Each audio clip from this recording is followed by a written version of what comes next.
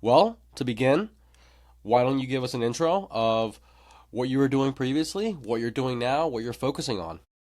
Yep. Michael Dawkins. I'm retired from the fire department in Portland, so 2 years ago.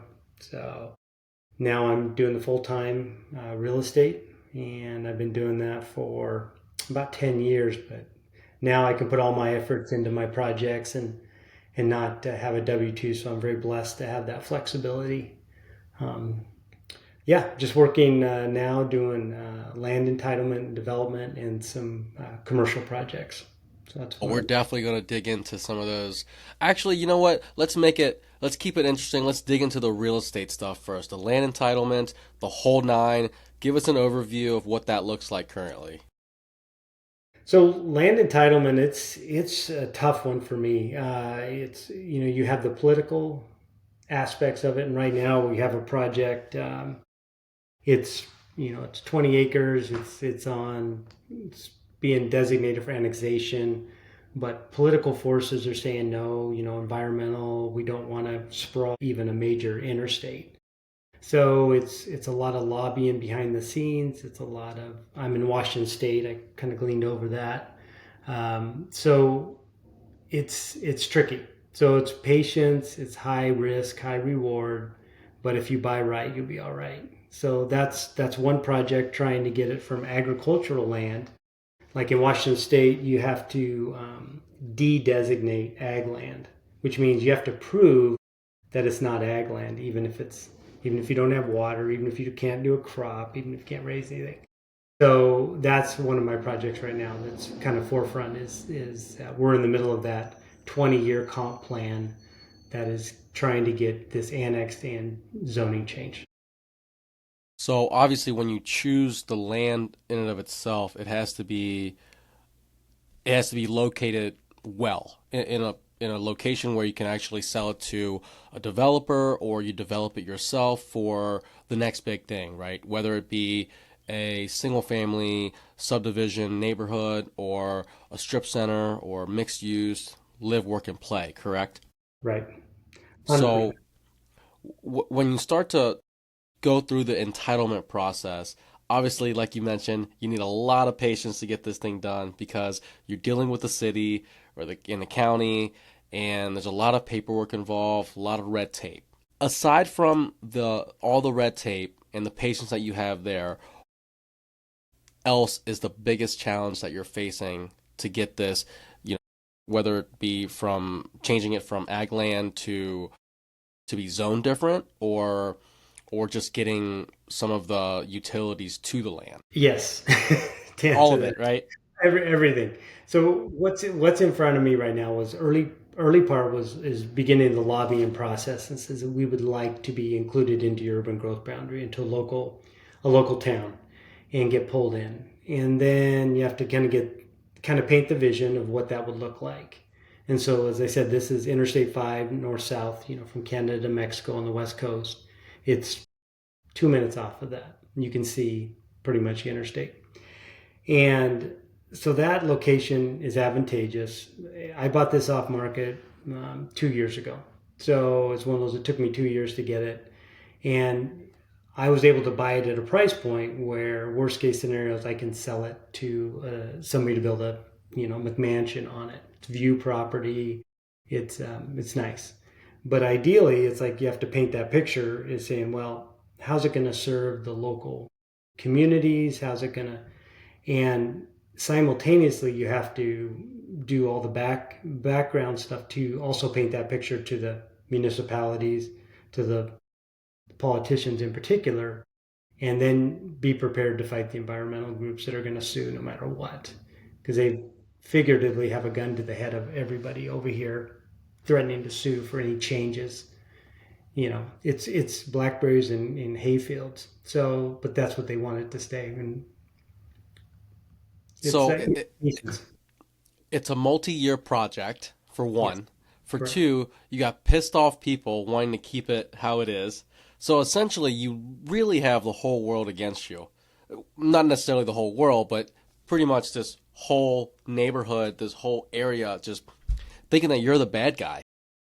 It's the big bad developer, and obviously I don't really fit that image. But there are builders. There's other folks that are in this group of trying to get ag land into commercial land, because this land is forms a tax base for this town so that they can exist. Their services, their police, fire, any all their infrastructure is based on developing a healthy commercial infrastructure. You just have to explain that.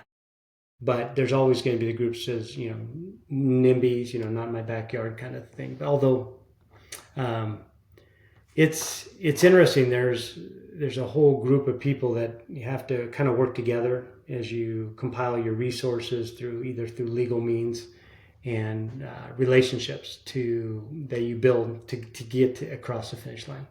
It's most certainly a team sport because you got, what, engineers, architects, right? Well, you're probably not dealing with architects yet, but Not yet. surveyors and all that in order just to get it to the entitlement process. So, and your plan with this is just to get it entitled to sell to a developer. Is that correct? Correct. And Okay. I've actually had an offer on it recently, and it's just there's just a lot of exposure. There's a lot of guarantees. There's not a lot of guarantees yet. So from here on out, if you never, for me, it's being just an individual guy because I don't have investors in this at all. I can sell it at any point moving forward if the price is right to get it there. So let's hypothetically say that the offer you got was complete dog shit. So now we're going to wait probably another year before you, one, get an offer, and two, everything's kind of tidied up in terms of the entitlement process, right? You've gotten all the utilities, etc. It's good to go, it's shovel ready. Year later, you get an offer, and this offer is pretty much at market price. So from the time you purchased it to the time you get this offer, and you've gone through all the shitty work of entitling it, what is that multiple in terms of the equity or the value that you've increased the land from when you've purchased it and all the work that you've done over the previous 3 years? Well, the offer that I received now would be it'd be 3x in 2 years, which is pretty good. Once it just depends on what it ends up. It's being designated for general commercial. So if you can bring in like a big box store, Home Depot or something, and I mean it's from that point on, it's on all these kind of deals. I just always position myself that I can get my money back and with a cushion, right? So the upside with land is what it is. It's whatever you can position. You just don't know. That's why it's just high risk, high reward. So that's just one project I got going. It's slow. Like I say, you got to be patient. Yeah, that's definitely one of the slower ones. Land in and of itself is slow because once again, like you mentioned, Mike, you gotta eat a lot of shit while you're doing it, and you gotta you gotta be able to kind of sugarcoat or honeypot these bureaucratic officials, right, with the cities and whatnot. But at the end of the day, 3x in 2 years is a damn good deal. Now, obviously, you got to account for your time in there, etc. But if if it's another year, and let's say it's, I don't know, 4 or 5x, even better, right? But then now the developer is going to take that land with whatever purchase price at 5x or 4x, and they're going to probably 5, 6x it on the back end after they build. So if you have the patience to actually sit through the entire process, you could essentially 10x your money, or probably even more, right? So Mike, give us some other cool ass deals that you're working on. Right now, we're kind of my bread and butter starting out in real estate is buying, property with, house and shops and bigger property and then splitting them up. So I'm doing another one where, I'm turning a house and a shop into on an acre into 3 parcels. Partnering with a builder's handling the whole partition process. He'll buy the 2 parcels. That pretty much pays for the house, and then I can turn around and sell the house. And you know, it's I'm in the middle of that right now. That's kind of an exit strategy for me on that one. But that's been kind of what I like to do is stabilize it, get a renter in there, pay the bill, cash flow a bit, and then split it up. I love And that. I love that. These are some of the deals that nobody would ever touch because they're like, what the hell do I do with it? You know? Right. You have to wait, there again. It's I think I'm 4 years into this project. Oh, So then geez. another six, but no, but it's I didn't choose to do it until then. I got it stabilized, made some improvements, and then just have sat on to let it cash flow, and then wait to see what the market is. Got it. I looked at partnering with the neighboring jurisdiction and putting tiny homes for drug and alcohol rehab, Yeah. and we were close, but politically it got pulled out from underneath us. So that's one of those things you just got to keep trying different things and figure out what's going to stick. And it's like, well, this is the simplest. You could knock the house down. I could probably put 20 townhomes on it. But if you look at the infrastructure, how much I'm going to have to put into it to do that. So what's the cost? The cash layout to do that, as opposed to splitting up into two parcels, takes 3 to 6 months. Sell those, pays off the house, then you sell the house, and you make $300,000-400,000 on a $400,000 house. Yeah. Yeah. Not a bad return at all. Yeah, it's kind of it's what's your time worth, what's your money worth. Yeah, You of know, course. Of course. that's Okay. one. So one's 2 years, this one's 4 years. Anything else that you're kind of in the middle of? We're working on our in the little industrial park that you guys know about in the Tri Cities, Washington, and just cleared out the IOS lot, the industrial outdoor storage yard. It was Yeah, I mean, it was 30 cubic yards of dirt and junk and vehicles and concrete, old concrete, and got it all out of there. Nice uh, crushed concrete, so surface. And we just got a commercial fence built in. So it's a little over a half acre that two of the tenants are using. So we've got that baby leased up and it's doing well.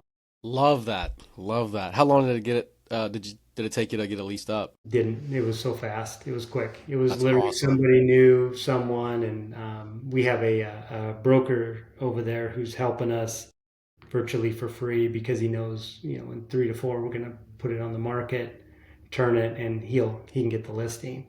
So he's helping, but yeah, everybody knew someone, and yeah, in fact we grabbed the handyman who worked for my property manager and ended up giving him a spot, and he's been doing a bunch of work for me. So yeah, when you get the right asset, and this one, just a little background to people listening, it's a 21,000 plus square feet commercial, industrial metal buildings, 6 different metal buildings, 9 different spaces, 7 different tenants, and it's 2.2 acres, and it's just been great. It's at that sweet spot that you get to the small mom and pop businesses, and you keep them. What do I say? Warm, safe, and dry. That's my Yep. mom. Yep. You don't need anything else. Absolutely. So So what's the disposition plan with this one? yeah, I'm thinking 3 years from now we have a lease that was the daughter of the owner. That was $2.73 a foot, modified gross. And that we're leasing people up right now from 11 to $12 a foot. So she is way below market, 25% of market. And so her lease expires October of 27. So at that time, we can bring her around, and I think we can then figure out what the plan is, if we're going to hold or we're going to turn it and then reinvest in another similar value add uh, project. Love that. Love that. God. Well, this one's probably the quicker of the three deals that you've been in for sure, considering the other ones were 2 years plus, and this one is anticipating for a 3 year exit. So With three you're years, already winning. so I'm that 3 to 5 year window is kind of always my sweet spot. Although it You turns some, flips you some. sure you don't want to stretch it out to like 15? I we've got seller financing on this for Oh, it's 10 years awesome. at what 3.5%. So You uh, can't beat that. it's pretty nice. It's pretty nice. It was a win for both of us because he didn't have people paying. People weren't even his daughter wasn't even paying. So we just came in and said, "Hey guys, there's a couple people left, and there you go." Holy shit. Well, I'm glad you guys were able to make it a win-win. That's awesome. Seller financing at those terms, I take any deal at those rates. And Almost every deal. yeah, yeah, it allowed us to. Yeah, we didn't. I think we. Yeah, well, we think we put 6% down on it. So Oh God, even better. That should be a screaming deal. it's yeah. Tri Cities in Washington State is a kind of an anomaly. It's where Hanford Nuclear Plant is. They got a lot of federal labs. It's very strong markets. Love that. Love that. Well, let's take it back a little bit before you were a badass real estate guru. This was in the fire days, right? So let's lighten it up. When, or let's say, give us the craziest fire story, or the shit, even the funniest one would be great too. Oh boy.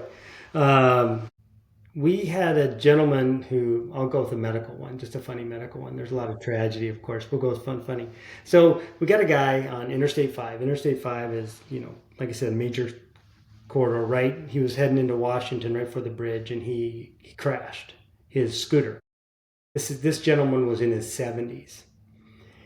And we're like, okay, so we're treating him for trauma because he laid his scooter down in the middle of crazy traffic, which is real busy coming out of Portland, Oregon into Washington State. He, um, I'm cracking myself up. I haven't thought about this story for a while. So he's got a fever. He's sick, really sick. And we're like, okay, we're doing vitals. We're asking a question. And he goes, oh, yeah, yeah, I've got a bad infection. So, so we're like, what's going on? So he kind of points down to his pants. And so we get him to like in on the gurney and we're checking him stuff. And he goes, yeah, I just, you look and he goes, yeah, I just got this Prince Albert, which I don't know if you know what the heck that is. I didn't know what it was. So he got his testicles, he got a big piercing, a big old, like a bull ring in his scrotum that's underneath, and it's all inflamed and swollen and just it's like, oh my gosh, this guy is in his 70s. He's heading on his scooter on Interstate 5, burning up from a fever. He's totally infected, and he's going to see his girlfriend. Oh Lord. And we're kind of trying to process this whole thing as this unwinding and traffic's going by, and this, I mean, it's just like, oh my, get this guy to the hospital. I mean, this guy's gonna probably need antibiotics and maybe surgery. I don't know, but yeah, it was pretty funny. So I thought it that's was like in the life. at first when you said Prince Albert, I was like a tattoo or something. Is this some like famous dude or what the hell is going on here? Big old This, ring. this You couldn't even see it. It was so swollen. Everything was like yeah, it looked like bowling balls. It was so oh my goodness. Yeah, and he's first time I've burning ever up heard of with a that. fever on a scooter. He's on like I don't even remember, it was like a 90cc or 100cc scooter in the middle of Interstate 5 in his 70s, crashes it, doesn't get killed. I don't know how he didn't get run over. Jeez. Yep, that's a day in the life of a firefighter. I've heard of Jacob's ladders, but never Prince Albert. Now I've added one to my repertoire here. Oh my goodness. Yeah, I figured only for you, Tom, that I could bring that story out. That's a good one. That's a good one. But the crazy thing is he's about to go see his girlfriend. On his way to see his girl. I have a feeling he has many. Like, On what do you his do in that situation? That was the thing. We were pretty. It was a pretty good group of guys that I worked with for years, and we were just, we just were dying. It was so funny. You get back in the rig, and you have to keep your game face on when you're treating this guy and go, "What's going on?" Because you have to check him all over because of, he had road rash from the wreck. But then you see this, and you're like, "Holy moly, elephantitis!" Yeah, no shit. I Well, apologize to anybody who I offended today. oh, who gives a shit? Well, for those who don't know, Doc and I are in the same commercial mastermind, right? And I was actually up north looking at a property, trying to prep it for a fire inspection. And I just sent out a message to the group. I was like, hey, I don't know shit about what's about to go on. How do I prep this so that we don't fail? We obviously don't want to be on the firehouse's naughty list, right?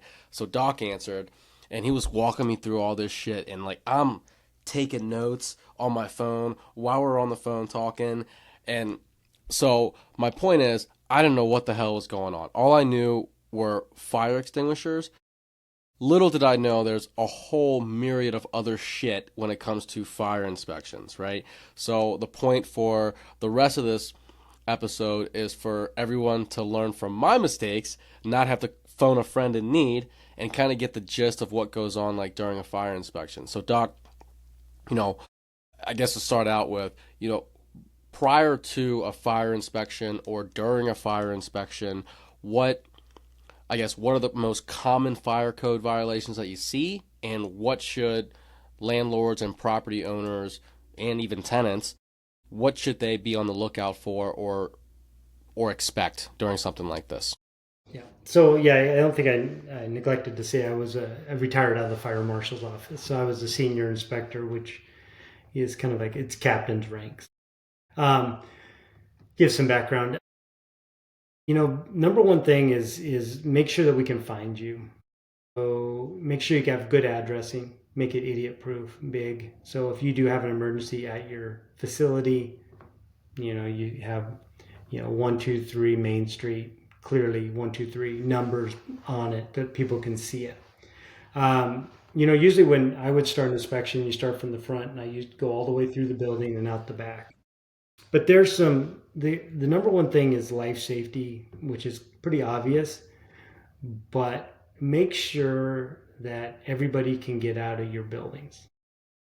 And what that means is don't be cute with when you're doing like fencing or locks. If you do any locks that you can come and attach with a drill driver, DeWalt, come in and you can add.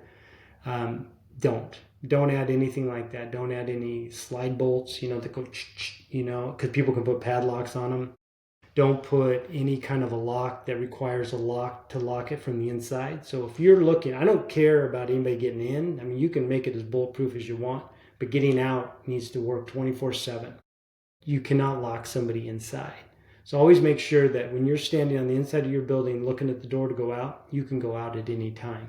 Doesn't matter. May make an alarm or whatever, that's fine, but don't make it that somebody can't get out of their own building.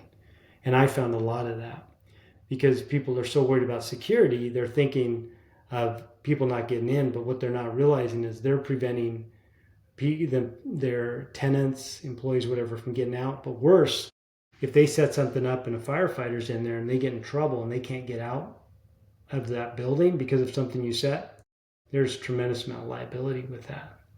So always make sure that folks can get out of any space at any time. That's So that's the biggest one.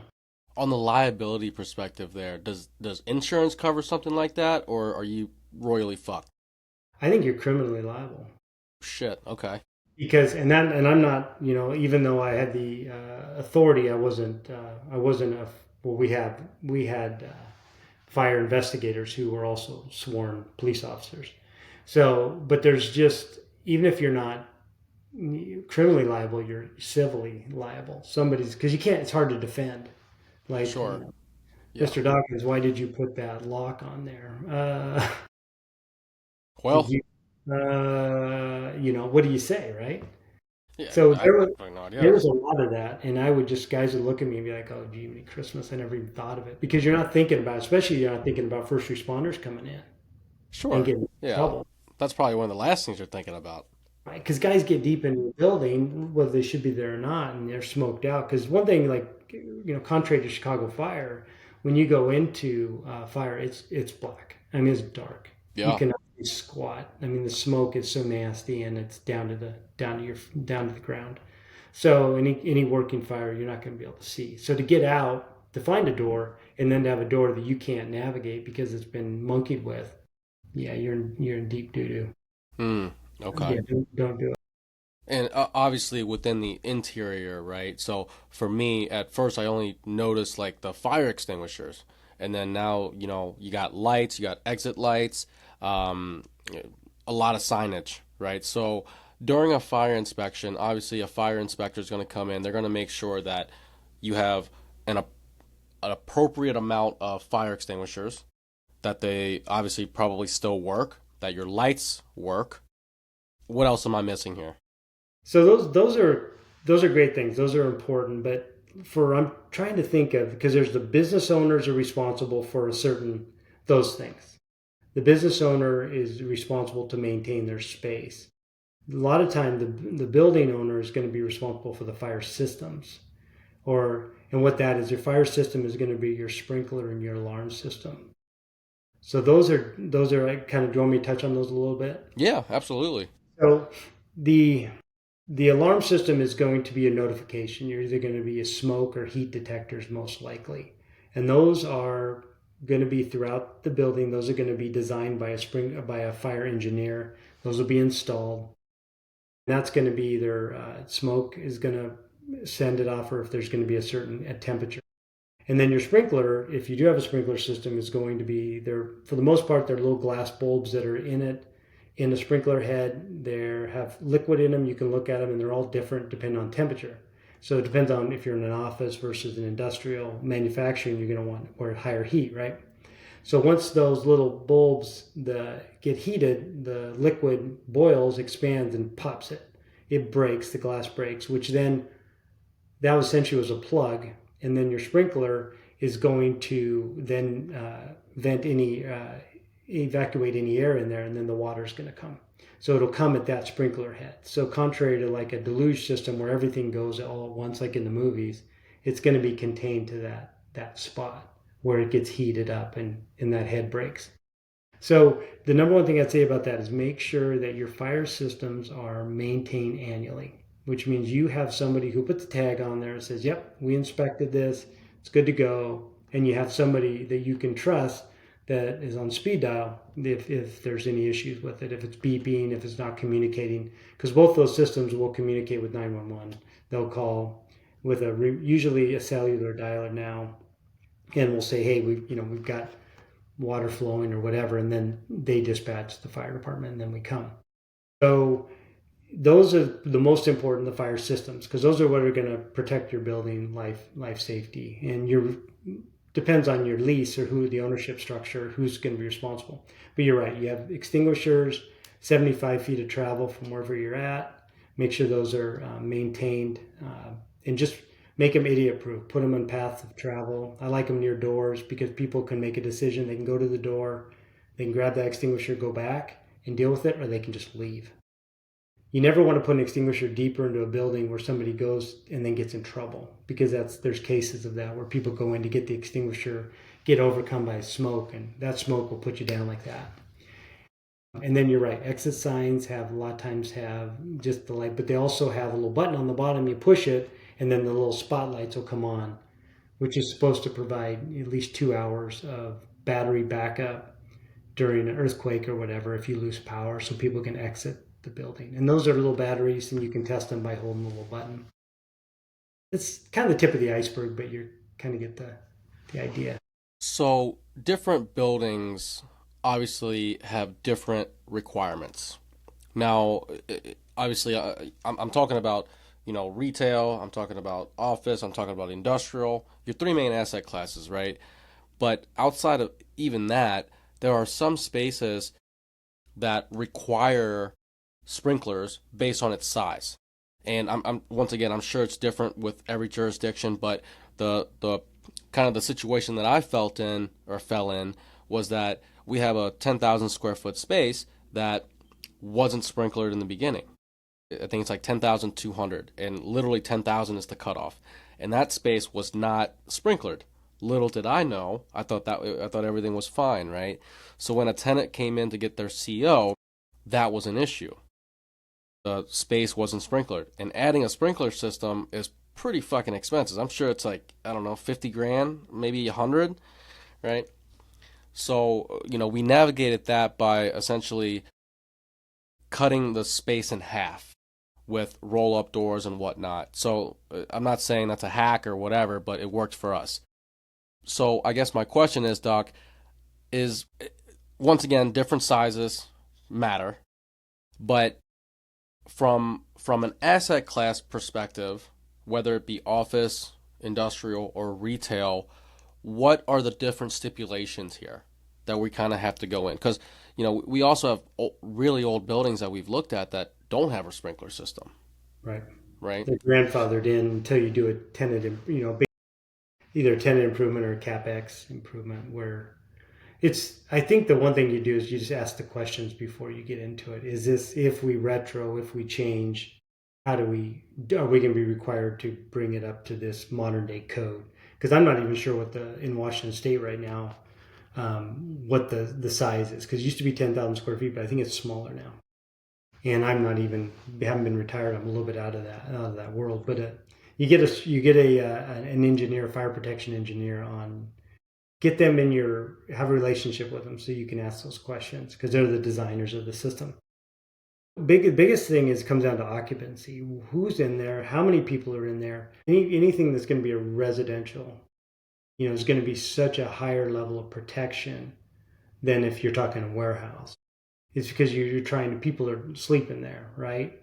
And that's the biggest deal is if somebody's sleeping there. That's why we don't want people to sleep in commercial occupancies because they're not designed for that, to protect notification protections. So it's just dependent. I think it's whoever your engineer is who designs it, you just go off of that. And if you're going to make changes to it, then ask those questions up front as soon as you can. But yeah, it's a tough one because the code changes. I mean, it feels like it's a bit punitive at times. So And you it's have like to pretty much stay up to date with all the codes, wherever the property is. your fire protection engineer does Oh, because okay. it's impossible for us to. I mean, unless we're in a day in and day out, we're going to get caught. I mean, at this point, since I've retired, I just honestly plead ignorance to any type of specific code requirement because what I'm going to do is I'm going to take something from the past and apply it to the future, and I'm going to get bit. So I'd much rather say, you know what, I knew at one point what it was. Maybe being a pharmacist, things have changed, for Oh, you. But 100%.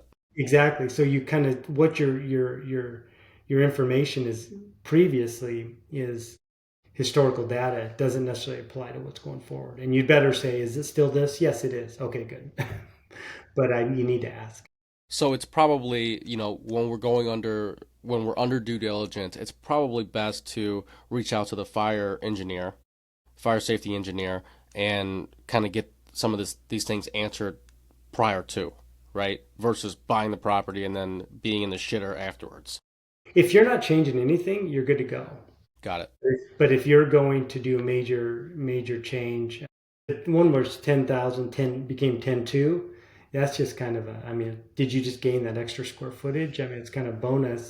I think it's one of those where the broker slash the owner just didn't measure it correctly and gave us some shitty number, and then come to find out it was actually more, right? I think Right. it was one of those. Yeah, it's a tricky one to navigate. Yeah. Um, and sometimes you don't ask, don't tell. But if you're going in there and actually making improvements, like getting a CO or something, that might depends on the jurisdiction too. Some jurisdictions are far more diligent than others. If you're on the West Coast, it's a whole different animal. Yeah. So I've also learned I have a building in Indianapolis with a tenant who works with aquariums, and they have, obviously, when you look at a fire extinguisher, it's your red cylindrical device that you could use as a weapon or to put out fires, right?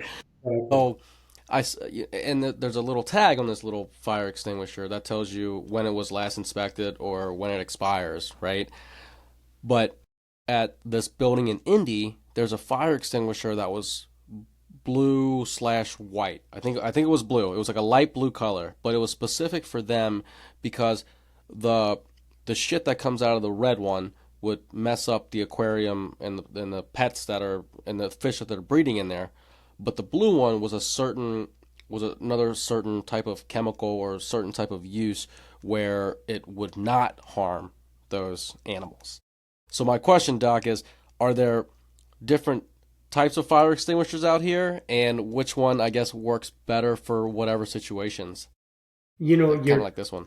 great question, but I'm not familiar with that. The blue might have had like an environmental, you know, connotation to it, but your dry chem is your mixed use, ABC, A being like your woods, your paper, your plastic, B being flammable liquids, gasoline, diesel, and C is your energized electrical. So that one is kind of idiot proof. That's the one you're going to see ABC. And unless it's like a gas station where you got a lot of fuel that has a higher requirement, you go with a 10A, 2BC. A and then 2BC. 10 meaning the units of wood, B being your flammable liquid, 2B, and then C meaning you're not going to get shocked if you hit a panel with it. So that's your dry chem. That's the probably the best one. And then they have other ones that are going to be for flammable metals, combustible metals. So there's going to be some niche ones, and that any extinguisher, your fire protection company will also most likely be able to service those on your annual basis. But yeah, it's those are for 95% of the occupancies. Mixed ABC extinguisher will do the trick. Gotcha. Okay. So I got one for you. So being kind of a developer, when you're developing a building or designing a building, what, I guess, how does fire prevention kind of go into this? Like with the construction, with obviously the architects, everybody has a piece of the pie here. But when you're actually building this thing and drawing the plans up and whatnot, you kind of have to figure out where the demising walls are, and you got to put all this fire preventive shit in the walls or between the spaces and all that, right? So let's say I'm a brand new wannabe developer and I got to learn about this shit. What do I need to know in order to be just somewhat dangerous or know what the hell I'm talking about? Yeah, some basic competencies. My specialty is developing is land, is getting land entitled and get ready. So I actually haven't built any commercial buildings yet. That's something that'll come later.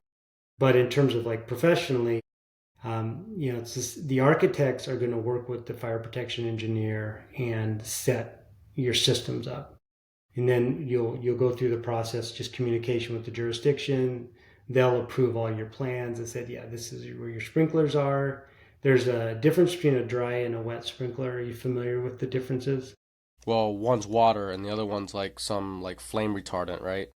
So, kind of, but the dry system is where you have freezing temperatures. So what it does is you have a clapper valve that will hold the water in a place that's not going to freeze, and then the entire sprinkler system will be air. So it'll be charged and will be held, and I'll have a compressor that'll maintain the air. A wet system will have water to each of the sprinkler heads all the time. So imagine in Cincy, if you had out on a loading dock, you had water to the sprinkler head. What's going to happen to that pipe? It's going to break in half. It's going to split. As soon as that freezes and expands, pop, and then you got water going everywhere, and it's a disaster. So a dry system depends on where it's at. So if you're subject to freezing temperatures at all, you have a dry system. If it's not, then it'll be a wet system. So mainly your warmer climates are going to be the wet system. So to answer your question, I would design the buildings you want and ask the question where the threshold is that you're going to need sprinkler protection. At that point, you bring in the engineer, and they're going to draw it out for you. So you don't really need to know much more than that, other than say, is there anything that I can ask the question? Is there anything I can do like you did? If I had a firewall here and I've got overhead doors on fusible links, which we've talked about fusible links a little bit. It's a piece of it has a piece of metal on it, lead it'll heat, and so that little piece on lead on a I don't know what the ratio is, but it will hold up the whole door. As soon as that heats up, that lead melts, it pops, and the door comes down, which essentially seals the firewall, creates it. So you're able to use both sides of it on a day-to-day basis, but in worst case, when it hits the fan, that will stop and will keep that fire from jumping through, because that firewall will hold it for us. That's what any kind of sheetrock in your home or whatever. It'll hold it for 45 minutes of fire ripping, which is plenty of time for us to come in and deal with it. Is it some type of specification on these materials, or are they a certain weight, certain thickness, or For a firewall, correct? absolutely, yeah. So they'll be able to determine, like, if the thickness of the sheetrock will meet the specifications of a firewall. If you're using some kind of masonry, and there again, that's where the fire protection engineer just says, yeah, you can do this or this for that firewall. And do I need a firewall? So the question I'd ask him is, what are the strategies I could use to minimize having to put a sprinkler system in? And in today's new buildings, most of them you're going to probably of any size, like I say, of any. I think that, like I said, in Washington State, the thresholds come to under that 10,000, but most likely you're just going to have to bite the bullet and install it. But there's some strategies too that you can do to move them. So you mentioned, the residential side of it is a little bit hairier, right? Or For for fire evacuation and stuff like that. in terms of like, yeah, like a mixed use, like if you've got retail underneath and you've got an apartment for Yeah, yeah. So absolutely hotels, 100%. so if somebody were to develop a mixed use building, they're probably going through hell, right? No, you just got to accept it. You just got to Oh, say, okay. what do I need to do? And it is what it is at that point. Okay. Don't Okay. if because the minute you think that, you've already kind of it's going to be a pretty rough experience. You just gotta you create your paths of egress, and it's pretty straightforward, honestly. Because once you do one floor and you do the next, as long as you've got exits that are clear and easy to get out, stairwells, you'll have your elevators, but you'll have egress stairwells. It's going to be cookie cutter, boom, boom, boom, boom. They'll be able to design each one, and they're going to be pretty uniform. Okay. So we got to talk about tech. Has there been the reason why I bring this up is because a buddy of mine, he he's into the senior assisted senior living, right? So they have a couple properties here in Cincinnati, and they essentially build them brand new from ground up. And what they really have, which was super cool, is you got this hood that if there's a fire, it like just drops this dry chemical and just puts out the fire, kind of like what you were talking about with the dry system. And then their doors, if there is a fire, all the so right now, since you have the elderly within the building, they have a keypad that you have to type in, your code or an RFID where you put your badge in order to go in and out of these exit points, ingress egress points, right? But if there were a fire or some type of emergency situation, the system unlocks by itself, and then now the residents are able to leave the building, the facility. Super cool from what I saw, and the hood included.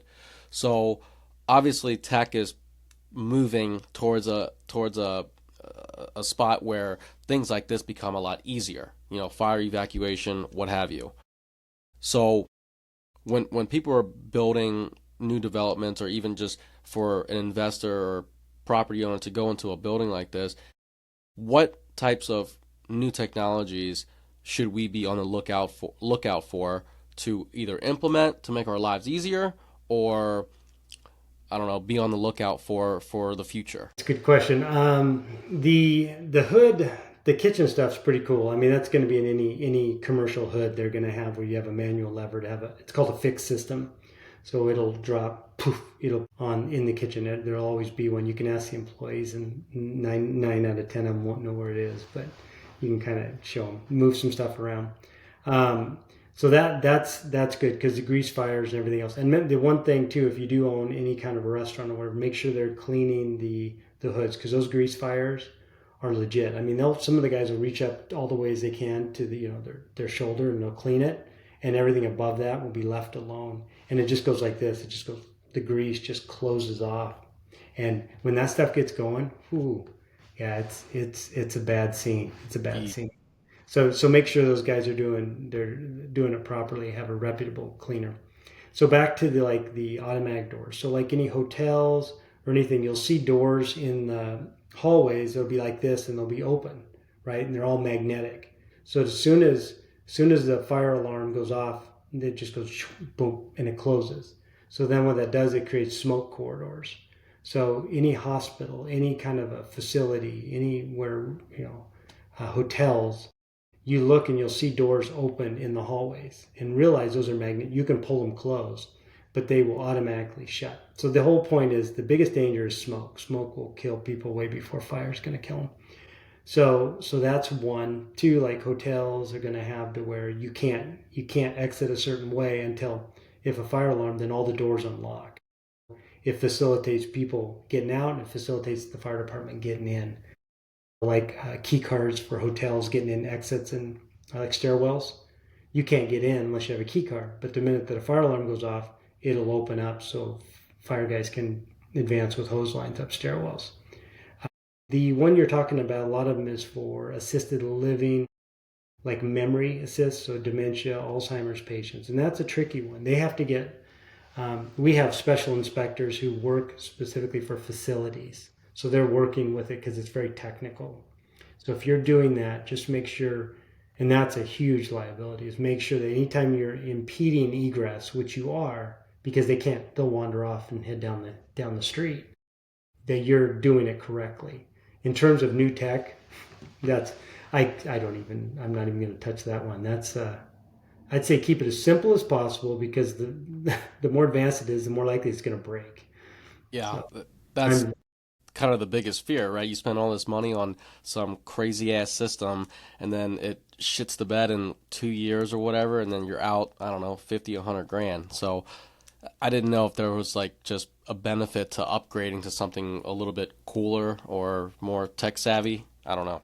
you when you get anything like if you're installing a sprinkler alarm system, get at least three quotes because I've seen it 3x from one, yeah, like a really wide range because you don't know, and people associate those guys with being fire guys. No, those guys are private. They're civilian and they're running a business. Yeah. So make sure you do your background on them. Make sure that they're going to be responsive. They have after hours response, all the things that you would want from them. Yeah. But Okay. do your due diligence when you build a relationship with a sprinkler and alarm company. Got it. Got it. Okay. From the perspective of a an investor, landlord slash property owner, what is one thing that they always overlook that could get them in trouble In terms of fire, in terms of fire safety? Yeah. I think it's the big go back to the same one that everybody can get out of that property. There's in Portland, we went through some really tough times. I mean, it's still really rough. I mean, Okay. it's changed a lot. The cultures there have changed a lot, and so there's been such an emphasis on security that you're forgetting the safety of people to get out of those buildings. So security can never override safety of people to get out. So wherever you are in that building, say if I need to get out of here, like now, how do I get out, and can I get out everywhere? And people will put on the like not an exit on a door, and they'll seal it up. I've seen it welded shut. I've seen asphalt pushed up to the bottom of it where you got to Holy cut the shit. asphalt.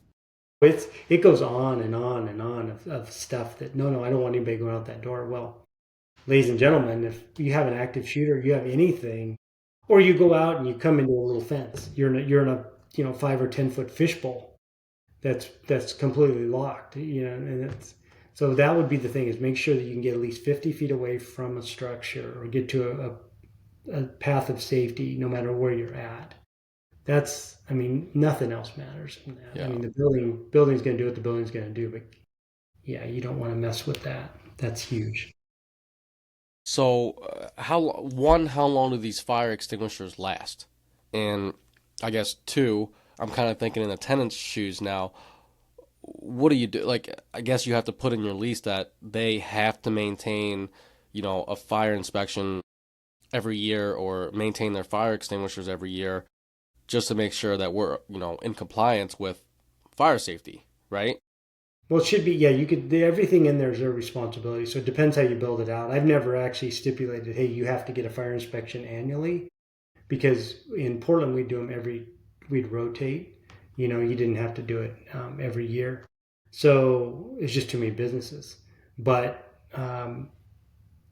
it's one of those things that you can advise them to do it. I mean, how you structure your lease, but the extinguishers get serviced every year. They're supposed to. They have a tag on it. It's not a big deal. They'll reach a certain point where you'll hydrostatically test them, and then the other one they cut them open and make sure, and then you just pretty much you need to shit can them at that point. So even the hydrostatic testing probably so 5 years you can go with them. But that is the responsibility of the tenant unless you have alternative, lease that you want to be involved. If you have like a obviously multifamily or something, then those are your responsibility because they'll be in the common hallways so that everybody can come out and grab it. There's just a lot of they had a lot of issue with theft of them, so Wait, it's what do they tricky. do if they steal them? Are they sniffing this shit or what? If it's not bolted down, well, even if it's bolted down for that matter, stuff's getting ripped off. So it's tough. It's tough one because the we have high expectations, and then these transients or different folks are just robbing them blind if it's outside. So then you have to kind of try to make concessions with the yeah. It's a tricky one. So one thing I would say is come from a when you have any issue with any municipality, any kind of a code enforcement or whatever, just have a conversation, ask questions. A lot of times it's just education at that point. If you become adversarial, you're not going to win. I mean, let's be honest. It's just going to be a headache. So just ask the questions. Hey, what do I need to do? And oh, this is the tip of the day. Whenever you're asked to do something and you don't really understand it, say, I'm trying to understand this. Can you please show me in the code specifically so I can understand it better? Can you cite it? And that's totally fair. Be like, yeah, that's from, whatever code site it is, whatever state or national code, building or fire, and you can get it documented. And then you can look it up and research it, and then you can digest it. And if they can't provide it, some folks just kind of improvise because they think so. Yeah, no joke. And so, hey, you may feel a certain way, but I need to see some code without saying that, just so I better understand it. Yeah. Please cite the code so I can take a look at it and digest it, make a Shit, plan. I would probably ask him to cite every goddamn code out there. And then you're gonna have just, an just, just for email. some light reading. Exactly. Yeah, Yeah. good. But that's all I had for your brother. I can't even think of any other questions about in relation to fire, unless there's something that I'm missing. No, yeah, no more stories. No more stories. You better cut that story out.